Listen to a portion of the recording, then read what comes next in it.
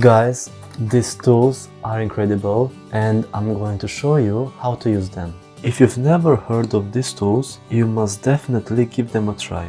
They are highly pigmented and can be combined with color pencils, making them a great addition to your drawing kit, especially if you use pastels. And no, they aren't makeup tools, even if they might look like them.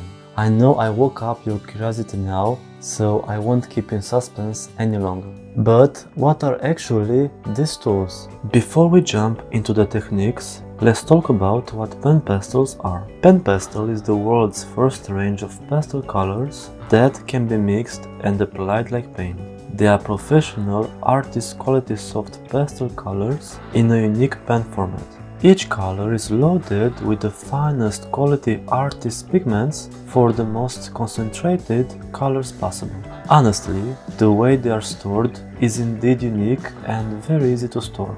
Before we dive into the heart of the matter, let's discover some benefits of the pan pastel. Because they are highly pigmented, you can create layers using just a bit of the powder without the risk of creating a chalky surface. Pan pastels are great to create smooth transitions between the colors without any effort. Using the soft tools, which we'll talk about later, they can be applied with more precision, giving you more control over where the color is placed. The intense pigmentation of pan pastels results in vibrant and rich colors, which is one of the most significant benefits. You can easily mix pan pastel colors directly on the surface, so if you are feeling adventurous and don't want to waste time with a piece of paper beside you to blend them before applying to your artwork, you can apply them directly onto your artwork, creating the desired effect right there. Compared to traditional pastels, pan pastels produce less dust, creating a cleaner working environment and reducing the risk of inhalation. Pan pastels work great with other mediums such as colored pencils. These tools cover large areas very easily, making them ideal for background work or base layers. Mistakes can be easily corrected by lifting or erasing the pan pastel using a kneaded eraser. Now let's talk about some essential tips for beginners. These tools can be a bit pricey, which is why it's best to start with a basic set of a few colors. The basic colors have the ability to blend very easily, allowing you to create a lot of new shades effortlessly. A basic set typically includes 5 pads in red, yellow, blue, white and black. I advise you not to dive straight into a complete set, as it can go up to almost $629, which is a lot. Since we've gotten a bit familiar with the pan pastel, it's time to learn how to apply them. To apply pan pastels, you'll need some special tools called soft tools. These are made out of a specially formulated micropore sponge. Each tool has a unique shape and size based on artists' brushes. They are versatile, reusable and very easy to clean.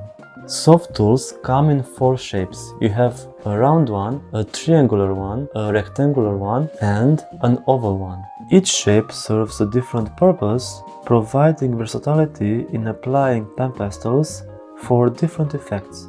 The sponge material of soft tools ensures a velvety and smooth application of pan pastels. This helps in achieving a professional-looking finish with minimal effort.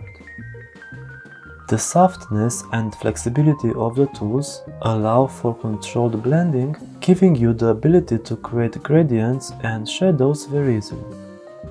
It's time to take our pan pastel journey to the next level, which is layering. Because they are super pigmented, you won't need a lot of pigment for layering.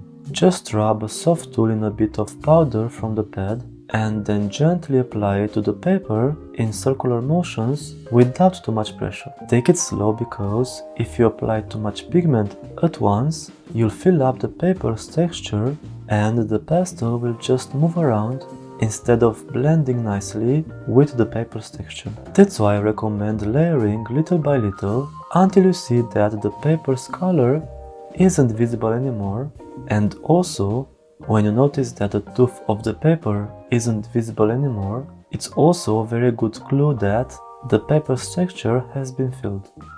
As a beginner, start with two contrasting colors. Here I've got a vibrant blue and a yellow.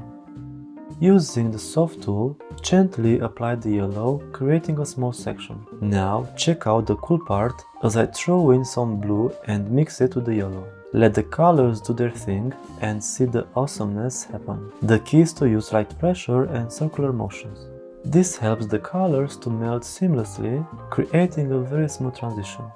Remember, there is no rush. Take your time in your blending. Let's zoom in to see that blend up close. Notice how the colors merge without losing their vibrancy. This is the beauty of pan pastels. They maintain their intensity even during blending. Go ahead and have some fun. Try new color combinations and don't expect to get it right from the first time because it won't happen.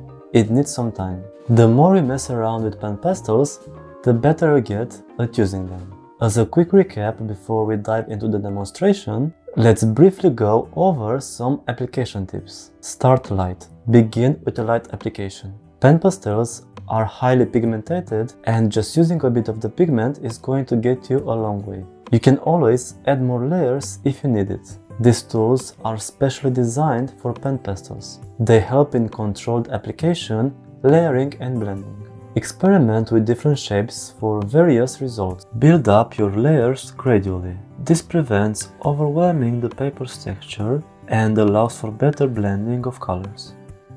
Adjust the pressure on the soft tool to control the intensity of the application. Light pressure creates softer tones, while firmer pressure gives bolder results. Use circular motions to blend colors seamlessly. This technique avoids harsh lines and creates a more natural transition between the hues. Pan pastels can be mixed directly on the surface. Try blending colors directly on your artwork to create different shades without pre-mixing on a separate piece of paper. In my opinion, the paper that works the best with pan pastels is called Clairefontaine pastel paper. I'm using this paper for years and it never disappointed me. It is quite pricey, but the effects you are going to get with it are worth all the money. For my demonstration, I'm going to use this exact paper. To put everything we discussed earlier into practice, I will create a demo by drawing this tomato. I chose this subject because the prominent color is red, which is a perfect color to test the vibrancy of pan pastels. Because, as I mentioned earlier, a lot of pigment is not needed with these pan pastels, the base layers were created very quickly. I chose to fill the entire area with just one red color because, personally, it will be much easier for me to add shadows and highlights afterwards, as they will blend more smoothly with the red. The purpose of these base layers is to create a good foundation for my drawing and to mark where shadows and highlights will be located. At this stage, try to blend the colors as well as possible and push the pigment into the texture of the paper, but don't overdo it. As discussed earlier in this video, there's a risk of not leaving enough space for other pigments, and you may need to lift some with a kneaded eraser, which takes a lot of extra time. As you can see in this demonstration, when I applied those white highlights, they immediately adhered to the paper and were very visible. This is why, because I left space in the paper's texture for them. I always find the initial process of creating the base layers very relaxing, and using pan pastels makes it even more enjoyable because they blend so easily.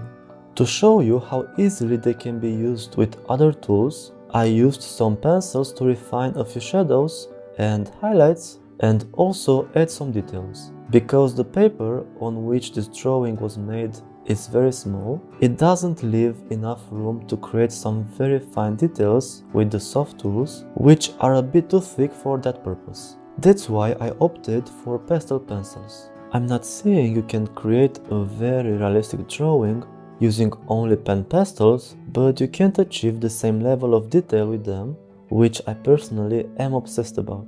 Another reason was that I didn't want to risk using too much black pan pastel in the dark areas and potentially making the drawing look muddy. That's why I chose a black pencil instead, as it gives me more control over where it is applied and also how much pigment is reaching the paper. If I had done everything, including the base layers, only with pastel pencils, it would have taken me much longer. By choosing pan pastels for the initial stages of the drawing, I saved a lot of time. That's why, I'll repeat it once again, these pan pastels should definitely be a part of your drawing kit. I quickly created the leaves and the stem of this tomato because my focus was more on its body and showing how the colors blend. That's why I used pastel pencils again. If I had tried to do this section only with pan pastels, I would have likely contaminated the red area with the green pigment and created some very unnatural hues. Initially, I didn't want to include this footage of creating the leaves and the stem in this tutorial, but upon further consideration, I concluded that it wouldn't hurt to show you a bit of how you can achieve the same effect using only pencils. Finally, I used the black color from my pan pastel set, but only for something basic like this drop shadow, because the tomato looked a bit odd, as if it were pasted onto the paper.